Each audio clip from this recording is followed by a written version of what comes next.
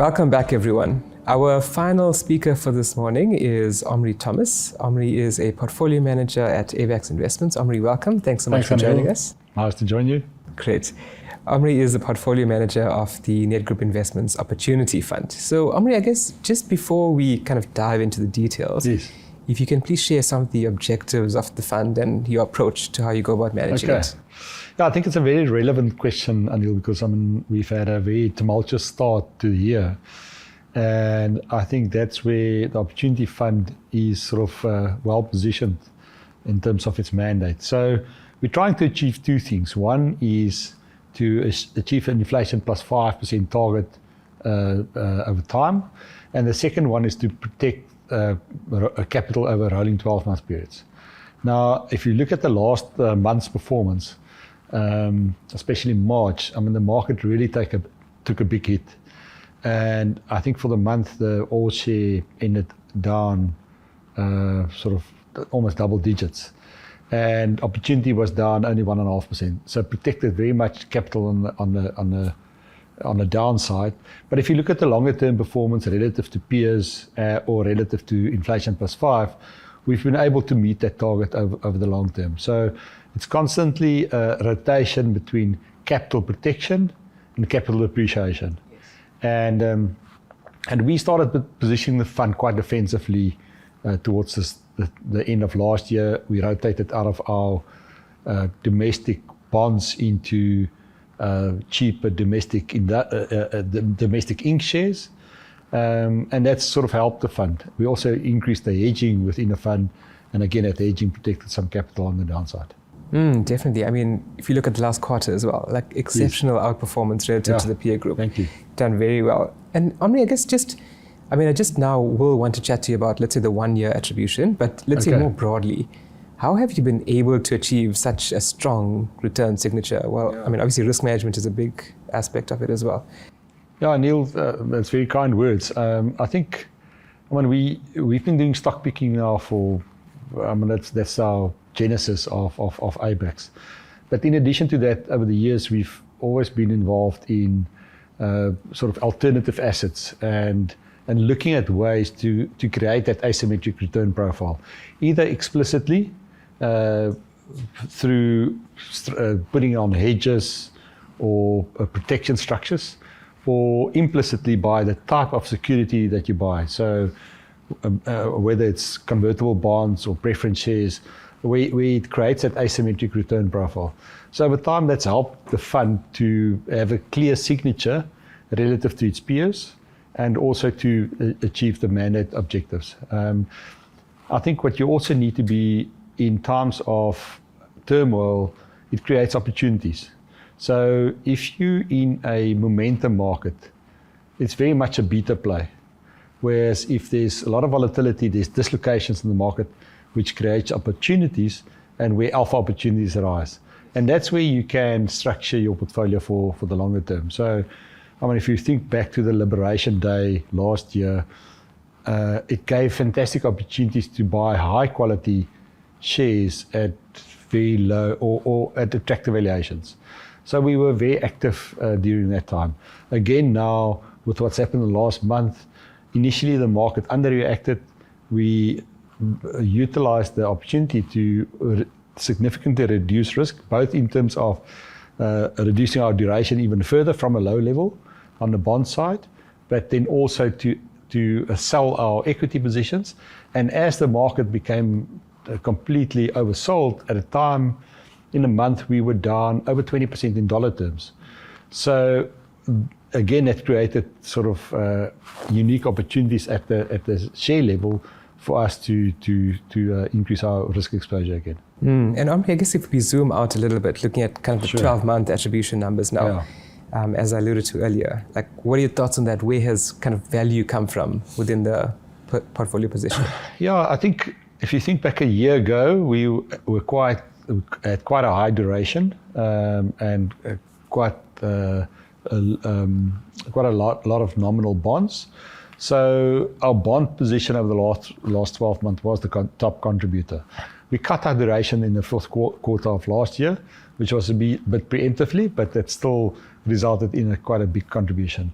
I think another big contribution was our exposure to domestic shares, domestic equities, and that contributed. It was actually the biggest contributor to performance, over 10%. Specifically, names within the sector was Glencore, which is an energy beneficiary. So into this sell-off, Glencore and Sasol actually held up very well. Sasol, we had some structured notes on that also contributed to returns. But Glencore did well. Over the last 12 months, Valterra was spun out of Anglos, and we bought it at very good levels. Got the bulk of the returns, and then again at the start of this war, we sold all our Valterra shares, so we locked in that gain. And then domestic financials actually also contributed. So whether it's ABSA, Standard Bank, FirstRand, all of them contributed to returns. What detracted from our performance was our exposure to Chinese tech shares. They've really been under the gun and under pressure. We still see value. We haven't added to our position much, but we've kept what we've got, and we have added some structured notes on that sector in case there's a bit of a relief rally from that sector. And then Omri, I guess you've mentioned about your domestic equity positions quite a bit now, which, let's say, South African equity market as a whole has been hit quite hard in this war. Any thoughts on that, please? Yeah, so I think our market's been hit a lot harder than other emerging markets and global markets, which again, as I said, sort of giving you some opportunities to buy some attractively valued shares. So, we had a very low gold exposure, and gold specifically came under significant pressure and sold down quite a lot. So we were able to enter at very attractive valuation points, but you never know how long this sell-off is going to last. So at the same time, we also introduced protection. So you've got a level of capital protection, but then you can share net upside. And that's from this lower valuation level, that's a nice entry point to add that exposure. Another one would be Naspers process. We had a very low exposure to that. And Tencent got hit very hard. But in addition to that, the Naspers process discount opened to a new record level. So you're entering it at a low Tencent valuation at a big discount. So it went from not being in the top 10 to actually at the moment it's our top position within the fund. So I think that market turmoil just offers you the opportunity to get attractively valued shares. And I think if you look at our market relative to global markets, still screens very attractive. I think the one risk is that with this blowout in the oil price, is that typically leads inflation. And that could be a bit of a headwind to our markets, and both in terms of interest rates, because it'll come through in inflation, and the impact it has on discretionary spend. So one has to have a sort of a look out for what that impact is. Yeah, definitely. Obviously trying to produce real returns in this kind of environment is quite tricky, especially where you see inflation risks rising as well.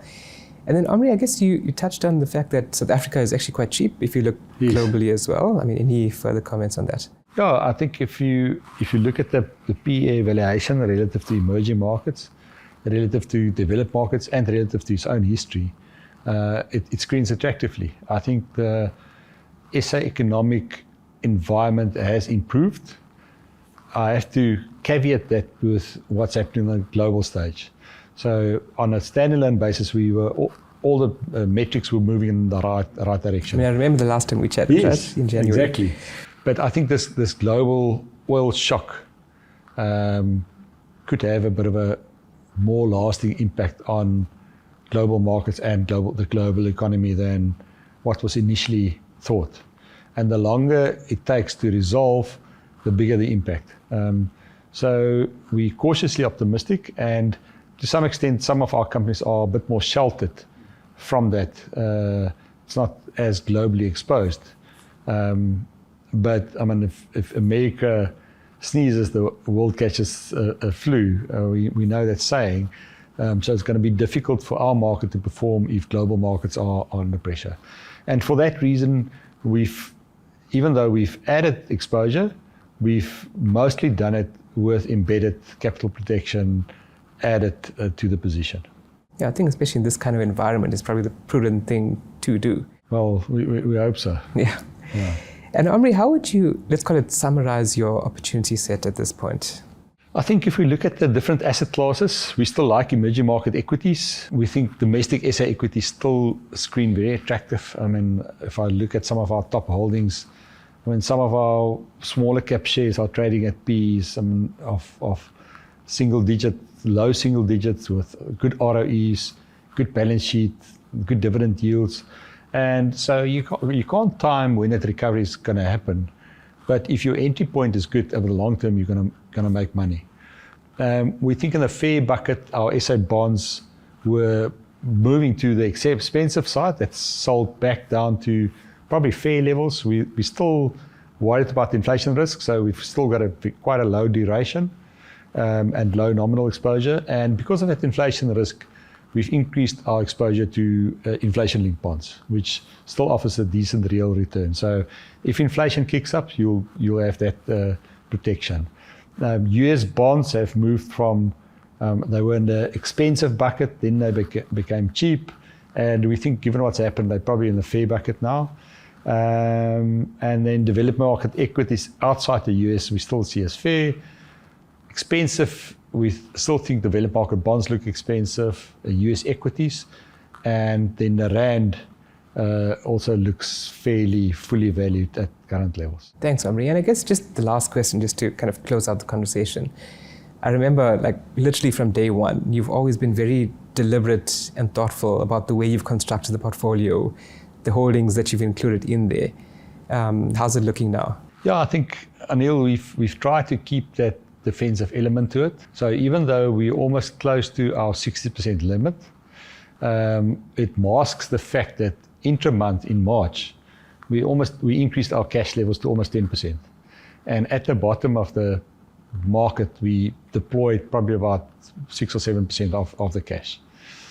But the area that we deployed in was in the structured note side, and where we also at the same time embedded implicit hedges.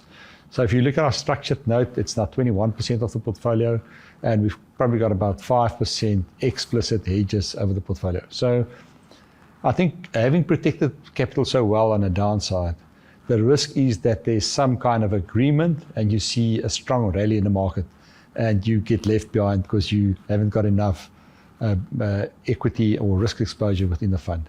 So I think we've selectively added risk at very attractive levels.